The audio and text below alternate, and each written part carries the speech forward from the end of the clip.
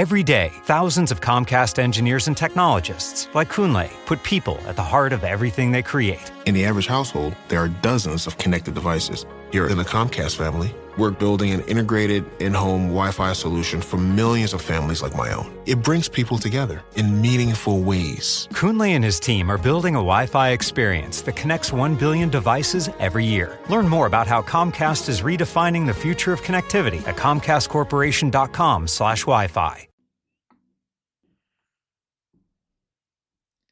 Welcome back, everybody. It's Friday, March 14th, 2025. Born on this date in 1936, former Auburn football coach Doug Barfield of Grove Hill. Now, he coached high school ball at UMS Wright and Andalusia before his college coaching career, and he coached at Evergreen and Opelika afterward. And in 1972, former NFL running back Antoine Smith of Millbrook. Let's talk a little weather, a school system takeover, and stealing from the offering plate. My name's Ike Morgan, and we're down in Alabama. Now, first, I want to make a correction on a number that I said on yesterday's episode. I said that an explosive device had reportedly caused $470 worth of damage. Then I said something that probably sounded like I thought that was a whole lot of money, like the cost of building a couple of houses. No, I had not lost my mind. I just had the decimal point in the wrong place. It wasn't $470 worth of damage. It was $470,000 worth of damage. We're all going to need to be on bad weather watch today and Saturday, but especially Saturday. NOAA's Storm Prediction Center has issued a level 4, that's out of 5, risk for Saturday. They don't use that level 4 very often. And as AL.com's Lee Morgan reported Thursday, to have it in place a couple days out indicates that forecasters are pretty confident that we're going to see some severe weather. Now, that could mean damaging straight line winds and baseball-sized hail, and it also could mean intense long track tornadoes.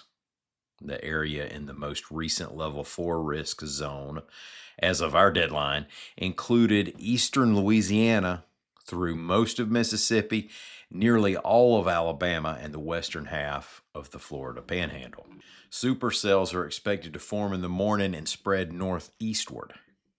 Forecasters are expecting the storms to move quickly, so if you find yourself in a tornado warning, don't get caught somewhere waiting to see whether it holds together. Now, we'll hope that this forecast is a big bust, but be prepared. Springtime in the South, as most of us know, means you have identified a place in your home that's centrally located on the bottom floor away from windows. If you hunker down, it doesn't hurt to make sure you have a pair of shoes, maybe a motorcycle or a football helmet nearby. Now, it may seem silly, but I imagine our attitude toward our appearances will change if the oak trees start creaking. Now, obviously, this isn't live, and the big day hasn't gotten here, so I didn't want to get too much into timing. Check al.com/weather for updated weather forecasts and news, and make sure that you keep your weather apps, radios, and other trusted sources on. The Alabama State Board of Education voted unanimously for the state to take over Dallas County schools amid that system's financial troubles, reports AL.com's Rebecca Griesbach. Now, that means the local board will give up control over personnel, finance, and operations. The vote comes after an investigation last summer found that the school system was not exercising proper oversight. Dallas County Schools officials have said the system needs the help in righting the ship. Last summer, an audit discovered that the school district didn't properly account for professional development services that were paid for with nearly $5 million in COVID relief money. As the state looked closer, according to a letter from State Superintendent Eric Mackey to the local board, it found that more than $12 million in federal grant money needed to be returned. Now, that's a lot of money in Dallas County, where the student population has fallen from around 3,200 to around 2,200 over the past 10 years. The state now has taken over 3 local Alabama school districts. Well, some days you wake up feeling so good you just can't wait to get out there and make the world a better place. Other days, you might steal from the church cancer fund. AL.com's Howard Koplowitz reports that donations and cancer funds were reported stolen from the Church of Christ at Center Hill in Lauderdale County. The money was apparently taken during Sunday's 10 a.m. service. Authorities have surveillance video of 2 suspects, a man and a woman. According to the Lauderdale County Sheriff's Office, the 2 entered the church foyer. The man asked for gas money, and the woman went to the restroom. I hear him saying, "You have to go now?"